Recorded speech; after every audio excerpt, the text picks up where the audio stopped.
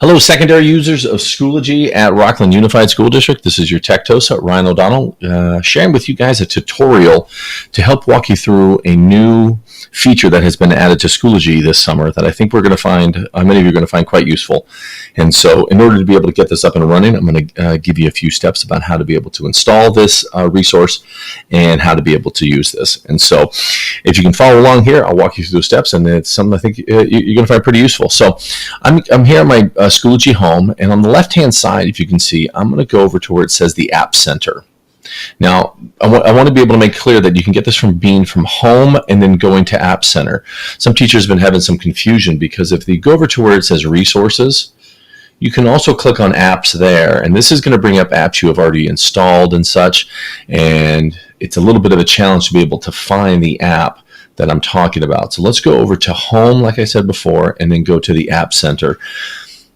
And now what you can see is this brings up an app store very similar to what you would see like with on your phone. You can see it brings up different sort of apps that you may be interested in and so forth. We're going to look here at the very, very top one that Schoology is pushing, and it's called the Google Drive Assignments app. And what this is something, like I said, relatively new they just put out this summer that is going to really change the way in which that you may think about giving assignments to your students digitally, sort of like handing out a worksheet, a piece of paper, but this would be a digital one, and then actually have them submit it back to you. So that's the new feature. Now I want you to clarify. I want to clarify a little bit the difference is that you can see this is the Google Drive Assignments app. Just below that, you'll see there's another one called the Google Drive Resource app. And both of these are Google Drive, but they are different. Let me basically explain how the two of the what each of them entail. This one has been around for a while, and many of you have probably may have installed it. And what this basically does is allow you from within Schoology to be able to access your Google Docs. Access just means see them, be able to copy links and give those links to your courses. And so if you can think much of the in terms of the sharing of our Google documents, this is basically sharing a document back and forth, creating a link and putting it in your assignment. What's going to happen here now in this new assignments app, it's going to change because we're not just putting in the links, we're actually going to force copy a document to all of the students. And so in order to be able to do this, we are going to have to add this app to our available to the assignments tab. So let me walk you through the steps here. So you're going to click on this giant button here that says Google Drive Assignments, and it's going to ask you to install this app. It says Google Drive Assignments right here, explains a little bit about what it is, and then it says install the LTI app. So we're going to click on the install the LTI app, and you can see it's going to bring up which courses you want to install this on. I would recommend putting it in all of your classes. So I'm going to click on the install button here. And you're going to see a green bar that pops up here on the top, and it says that your changes to Google Drive Assignments have been saved. It's now been added to those courses. In order to be able to see them, we have to go to one of those courses. And so I'm going to go over now to one of them. I'm going to click over here to my courses. I'm going to click on this one called Broadcasting 2. And when we get to here, we can see the normal, the Schoology course hasn't changed. And I'm going to go to Add Materials. Now, in order to be able to do this, since this is basically an assignment, I'm going to give the kids a digital worksheet, a digital assignment. Sometimes people refer to them as hyperdocs, or basically a digital worksheet. This needs to be an assignment. So I'm going to go over here to where it says Add Assignment. And now that same window, for those of you who've been sharing assignments with your kids, will pop up, and you can see it says Create Assignment, and we're going to give this thing a name. I'll call this thing Lesson 1. In the description down here, you can type and give your instructions. Instructions go here. And then basically, I need to be able to get this document to my classes. In the past, what I may have done is I may have just copy and pasted my link right here, or I could have browsed and found the file, or inserted the link if I've already had it copied and such. But if you notice, now we have something different down here. This says Assign from App. There's a big old button here that says Google Drive Assignments. This is what has been added after we installed that application. Once I click on Google Drive Assignments, it's now going to ask me to go find the assignment that I want to be able to force and give each kid their own copy. Each student will have their own. So this is not the exact same interface that you will see in Google Docs. It's the Schoology version of it, and it kind of brings them up in order, and it may be a little bit of a challenge to be able to just scroll through all of them, particularly if you have a lot. So you may want to go search So I'm going to search for this one lesson. I've already started a lesson 1 called infographics. So I found that one by doing a quick search. Now when I click on that one and say attach this document, now it says, okay, Google Drive assignments, here's the lesson, and what's going to happen to this? This will create a copy for each student, so forcing a copy on all of them. I'm going to next go down here and play around with my points that are associated with this. And so when I go to points, I'm going to change this, let's say to 10 down here, change my scale and put whatever. We're going to put this under lessons.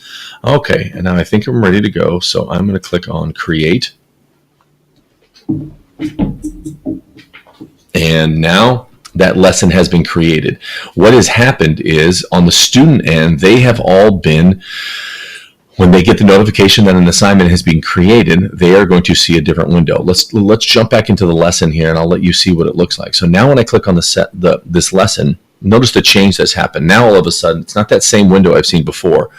Now I can see there's a blue bar across the top, and it says where I'm at, and I have 3 things on lesson 1. The assignment itself, how many students are in progress and who've been doing this one, and who has submitted this assignment.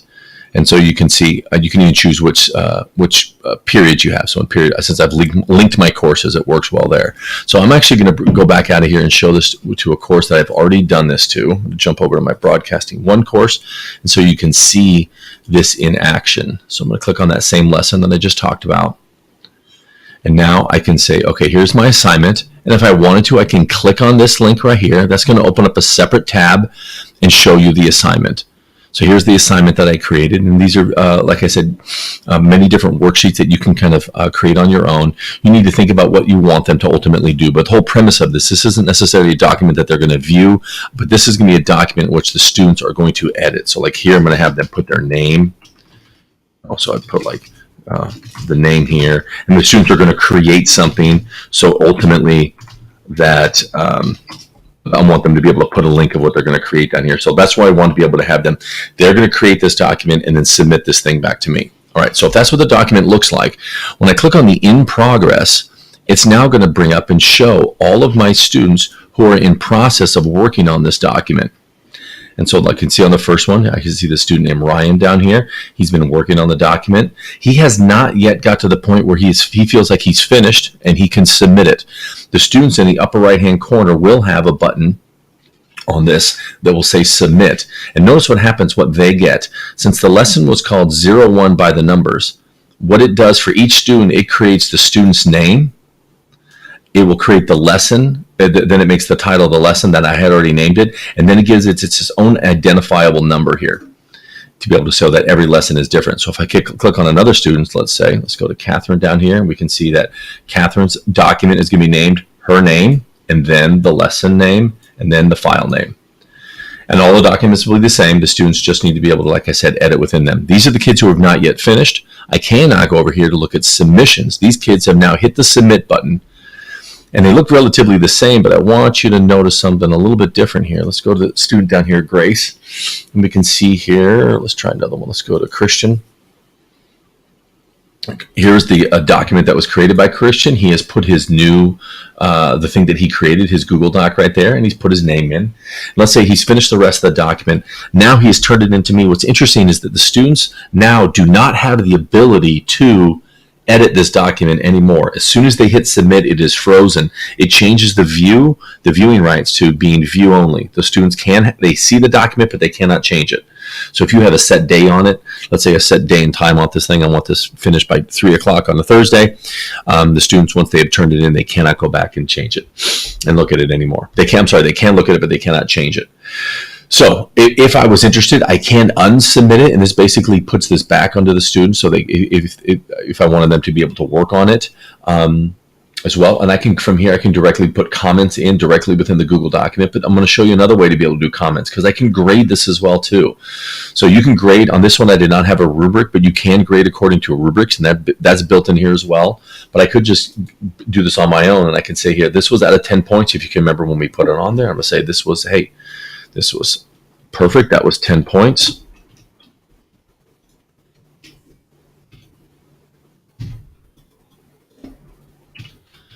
10 points in there. And then I could put a comment on this as well too. I could say, hey, nice job. And what I can now say, look at this, I can want that comment to even connect with and show up on the gradebook itself. So I'm not necessarily going to do that for this one because this will show up in the gradebook.